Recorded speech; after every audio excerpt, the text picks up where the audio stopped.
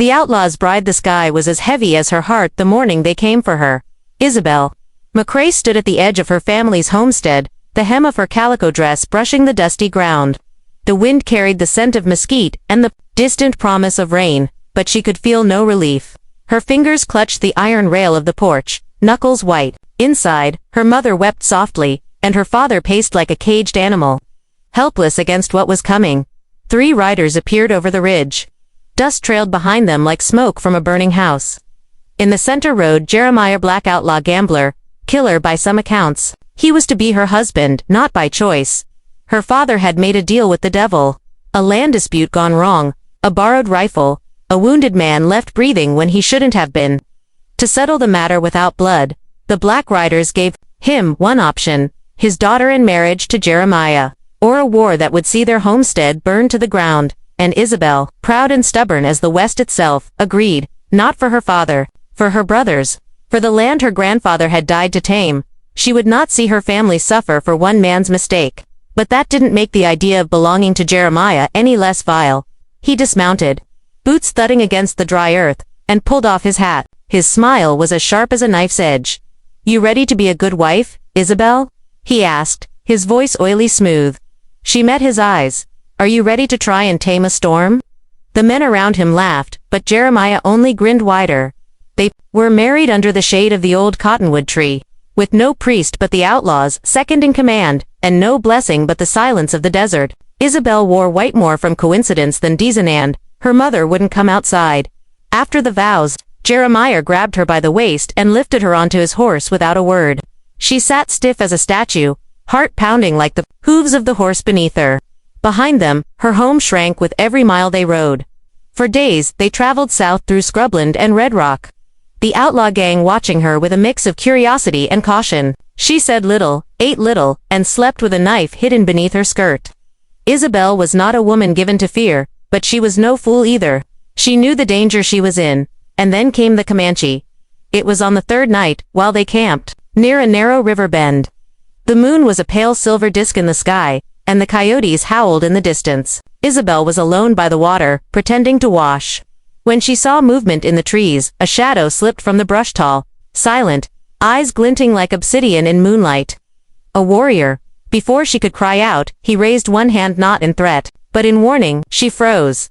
He stepped closer, revealing paint across his cheeks, and a necklace of eagle feathers around his neck. His gaze locked with hers, and for a moment, neither of them breathed. Then, in perfect English, he whispered, "You don't belong with them." She swallowed hard. "Who are you?" "My name is Tahu. I've been watching." "Why?" "Because your fate does not lie in the hands of killers." She wanted to believe him, wanted to cry, to scream, to run into the trees and never look back. But all she could do was whisper, "Then where does it lie?" He stepped back into the shadows, with the ones willing to fight for it, and then he was gone. By the time she returned to camp, Jeremiah was waiting, suspicious. "You were gone too long." "Just washing," she lied. He stared at her, then pulled her roughly against him. "You're mine now. You'd best not forget that." But her mind was far from Jeremiah's grip. It was with the warrior in the shadows, Tahu, a stranger, a promise, a spark of hope in the darkest night, and that was how her fate began to change. Mind like a lifeline. But Jeremiah was no man to be ignored or defied. His grip was tightening every day, the outlaw's temper as wild as the plains they crossed. Isabel had seen the flashes of cruelty beneath his charm, a snapped whip, a clenched fist, a harsh word delivered like a whip-lash dot. She had to find a way out. During the long rides and campfires, Isabel studied the men. They were a band of thieves and desperados, loyal only to the promise of loot and freedom from the law. Yet among them, Jeremiah's name was feared with a strange respect. The man was a storm, quick to wrath, but cunning beyond measure. Isabel kept her thoughts hidden behind a mask of obedience, but her mind worked like a hawk scouting prey. Then came the whispers from the trees, soft, deliberate. At night, she would hear footsteps outside the tent, voices in a language she barely understood. The wind carried the scent of sage and smoke, and hope. One evening, as the sky blazed with the colors of sunset, Isabel slipped from the camp under cover of dusk. Her heart pounded louder than the hooves of the horses she left behind. She followed the narrow trail that led into the hills, where the brush thickened and the wind whispered secrets. There, she found him. Tahu stood by a fire, the flames casting flickering shadows on his face. His eyes held the calm strength of the earth itself. "You came," he said, voice low but steady. "I had to," she replied, stepping closer. "I don't belong with them. But I don't know where I do belong." Tahu nodded, understanding in his gaze. "You are not like the women they keep. You have spirit. Fire. You are free if you choose." "How?" Isabel asked, desperation rising in her throat. "The Comanche have long watched the land," he said. "We fight for what is just. I will help you if you trust me." Trust. The word felt heavy. She had learned the hard way how easily trust could be broken, but beneath the fear, a stubborn hope grew. "I will," she said quietly. That night, Tahu taught her how to move silently through the brush, how to listen to the sounds of the desert, how to hide beneath the stars and be unseen. He shared stories of his people, warriors bound by honor and respect for the earth, fighting to protect their home from the encroaching world of greed and violence. Isabel's heart beat faster with every word. For the first time since her capture, she felt the stirrings of freedom. But danger was never far behind. Jeremiah's suspicions grew with each passing day. He watched her with a hawk's eye, noticing every glance, every whispered word, every stolen moment away from camp. The outlaw's temper flared like wildfire, and Isabel knew a reckoning was near. One night, as the camp settled into uneasy sleep, Jeremiah stormed into their tent. His face was a storm cloud, dark and threatening. "Where were you?" he demanded, voice low and deadly. "Out walking," Isabel lied, heart pounding in her chest. Jeremiah's hand shot out, gripping her arm like iron. "You belong to me now. I'll break anyone who tries to take you from me." Isabel met his gaze, unyielding. "You don't own me." A laugh, cold and sharp, escaped his lips. "You'll learn." As he stormed out, Isabel's eyes burned with defiance. Her fate was no longer sealed in silence. The desert night held its breath, and the fight for freedom had just begun. The fires of rebellion, the next days passed in a haze of fear and calculation. Isabel moved through the outlaw camp like a shadow, careful and watchful. Jeremiah's gaze was always on her, burning with a cruel intensity that made her skin crawl. Yet beneath the fear, her spirit kindled. She met Tahu in secret when she could hide in glades, rocky outcrops where the wind whispered freedom. Each encounter strengthened her resolve. He taught her not just to survive, but to fight, how to wield a bow, how to track, how to listen to the land and its secrets.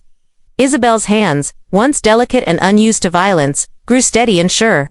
Her mind sharpened with every lesson. She was becoming something new, a woman forged by the harsh desert and the fierce warrior beside her. But Jeremiah was no fool. The outlaw sensed the change, and his cruelty worsened. He sought to break her spirit through threats and force. But Isabel clung to hope like a lifeline. One evening, a small band of Jeremiah's men rode ahead to raid a nearby settlement. A lawless act that tightened the noose around Isabel's heart. The violence of the outlaw gang threatened to consume everything she cared about, the land, her family, the fragile peace she longed for. Tahu came to her then, his eyes burning with fierce resolve. "We cannot let this continue," he said. "Your people suffer. My people suffer. We must stop the violence." Isabel nodded. "But how? They outnumber us. They have guns." Tahu smiled, a warrior's grin, cunning and courage. "The desert is our ally." Together, they began to plot a plan to weaken Jeremiah's hold and free Isabel from the outlaw's grasp. It was dangerous, but for the first time, Isabel felt the pulse of rebellion in her veins. Night after night, she slipped away from camp, gathering information, spreading whispers among the oppressed settlers and Comanche alike. Tahu's people rallied quietly in the shadows, ready to strike when the moment came. But danger lurked behind every brush and boulder. One night, as Isabel returned from a secret meeting, she was caught. Jeremiah's men surrounded her, cold eyes gleaming in the moonlight. "You think you can betray me?" Jeremiah's voice was a growl. Isabel stood tall, heart pounding, fear and defiance swirling inside her. "I am not yours," she said clearly. Jeremiah's laugh was cruel. "We'll see about that." Before the men could seize her, a sudden roar split the night air. Comanche warriors leaped from the shadows, arrows flying, weapons flashing in the firelight. The camp erupted into chaos. In the swirl of battle, Tahu appeared at Isabel's side, his hand gripping hers. "Run," he urged. They fled together into the night, the outlaws' curses echoing behind them as the first light of dawn painted the sky in soft gold. Isabel realized she was no longer a prisoner. She was a fighter, and her destiny was changing forever.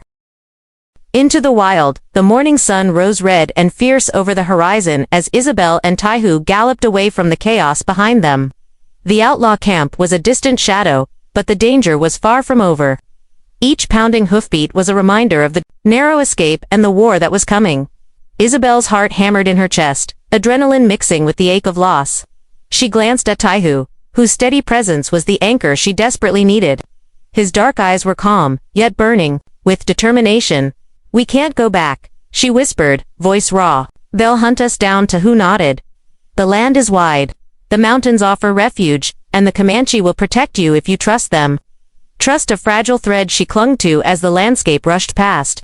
The plains rolled like waves beneath them, stretching endless and wild. The sun beat down mercilessly, but neither spoke much. Each lost in thought. They rode through narrow canyons and tangled forests, places where few dared to follow.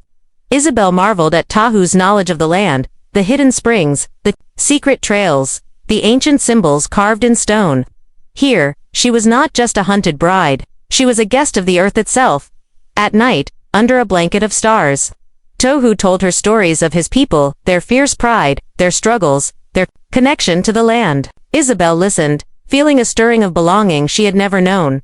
One evening, as they settled by a crackling fire, Taihu looked at her with an intensity that made her breath catch. "Isabel, your spirit is strong. You were born to be free, not chained to a man like Jeremiah." She met his gaze, the embers reflecting in her eyes. "And what if freedom means fighting? Fighting with you?" He smiled, a slow, rare smile. "Then we fight together."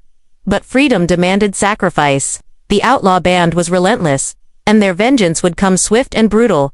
Days later, as they rested near a cliff overlooking the valley, Jeremiah's voice shattered the silences. Men had tracked them.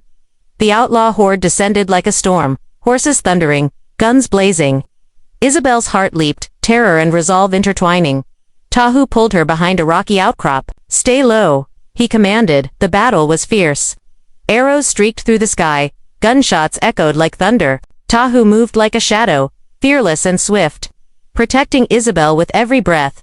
Isabel found herself not a victim but a warrior, drawing her own bow, aiming true. Her hands no longer trembled. They were steady, sure. The outlaws faltered, caught between the fierce Comanche and a woman transformed by fire and hope. As the last shot rang out, silence fell. They had won, for now. Breathless, Isabel turned to Taihu. "This is just the beginning, isn't it?" He nodded solemnly. "A new path, but a hard one." She took a deep breath, the taste of freedom mingling with the dust and sweat. "Yes," she said firmly. "But it's our path to walk." Under the endless sky, they rode on to souls bound by fate, fire, and the fight for a future no one could take away. Bonds forged in fire, the wind carried the scent of sage and earth as Isabel and Taihu rode deeper into the rugged wilderness. The battles fought and survived had woven an unspoken bond between them, a fragile trust that grew stronger with every shared glance, every quiet moment beneath the stars. For Isabel, the journey was more than escape. It was awakening. She felt the pulse of the land through her veins, the rhythm of the plains beating in time with her own heart. And beside her, Taihu was no longer just a protector or guide. He was a partner, a man whose strength was matched only by his kindness. One evening, as the fire crackled low and the desert night wrapped around them like a velvet cloak, Taihu reached out and brushed a stray lock of hair from Isabel's face. "Why do you fight so fiercely for freedom?" he asked quietly. She looked into his dark eyes, searching for the words. "Because I was never meant to be caged. Because the land belongs to those who cherish it, not those who destroy it." He nodded, a slow smile touching his lips. "Then, we fight for the same dream." Their fingers brushed, tentative but electric. In that moment, the world seemed to hold its breath, but the harsh realities of their fight intruded, like the cold wind. Jeremiah's men were relentless, hunting with a savage fury fueled by rage and pride. Every trail they took was shadowed by danger, every campfire a potential trap. One night, while they rested in a hidden cave, they heard the telltale sound of hooves pounding nearby. Isabel's heart leaped. "They've found us," she whispered. Taihu's gaze sharpened. "We must move now." They fled into the darkness, winding through the maze of canyons and cliffs, the sounds of pursuit growing louder behind them. At the edge of a narrow ravine, they paused. Tahu looked at her, eyes fierce with determination. "This way," he said, pointing to a narrow ledge barely wide enough for two. Isabel's breath caught, but she trusted him. One by one, they climbed the treacherous path, every step a test of courage and balance. As the outlaws reached the ravine's entrance, they hesitated, unwilling to risk the dangerous climb. Tahu and Isabel slipped away under the cover of night, hearts pounding but alive. The escape forged their bond even tighter, trust born not just from survival, but from knowing they could face the impossible together. Days later, as they camped near a sacred spring, Tahu shared a secret. "There is a place," he said softly, "where our people have gathered to protect the land, a sanctuary. If you come with me, you will be safe." Isabel looked at him, torn between hope and fear. "I want to believe," she said, "but what about Jeremiah? What about my family?"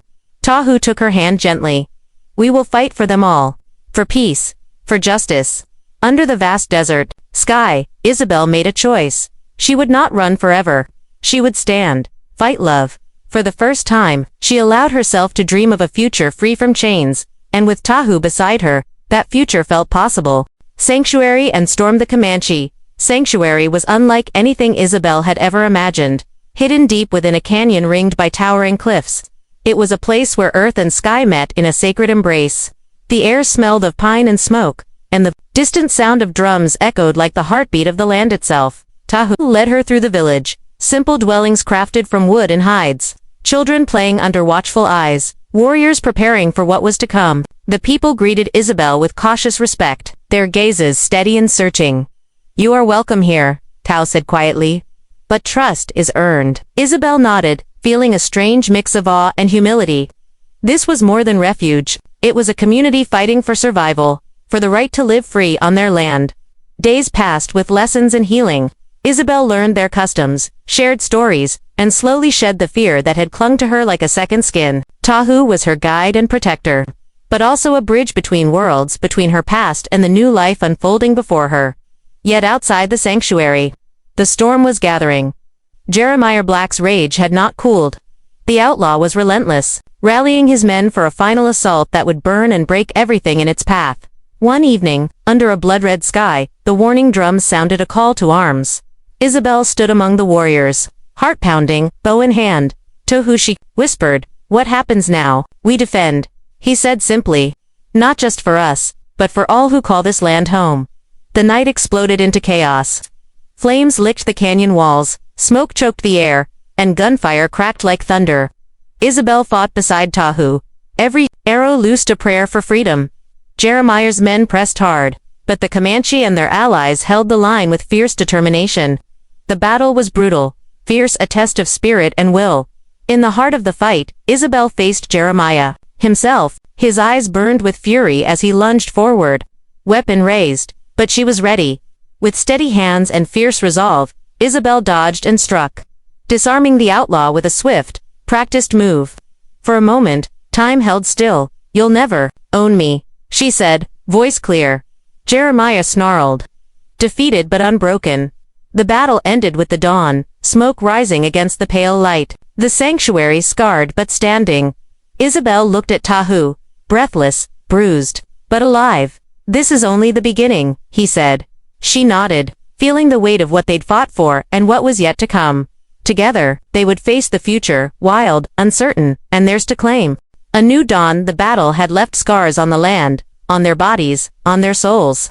Yet as the first light of morning spilled over the canyon walls, it also brought something new. Hope. Isabel stood at the edge of the sanctuary, the wind tangling her hair, eyes fixed on the horizon where the sky met the endless plains. The fight for freedom was far from over, but the seed had been planted. Beside her, Tahu's presence was steady, grounding her like the roots of an ancient tree. Together, they had survived storms that would have broken lesser souls. Together, they would build something stronger, a life not defined by chains or fear, but by courage and love. News of their victory spread quietly, but fiercely. More settlers and Comanche alike came seeking refuge and alliance. A new community was forming, born from struggle but thriving in unity. Isabel's heart swelled with a fierce pride. She was no longer the outlaw's captive bride. She was a warrior, a leader, a symbol of resistance. One evening, as the sun dipped low, Tahu took her hand and led her to the fire. We have a long road ahead, he said softly. But with you, I believe anything is possible.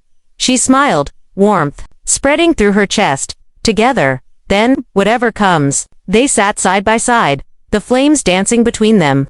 A beacon in the twilight. The future was uncertain, wild and untamed like the land they loved. But for the first time, Isabel felt ready to face it. Not as a victim, but as a woman who had fought for her fate and won. A woman who was free.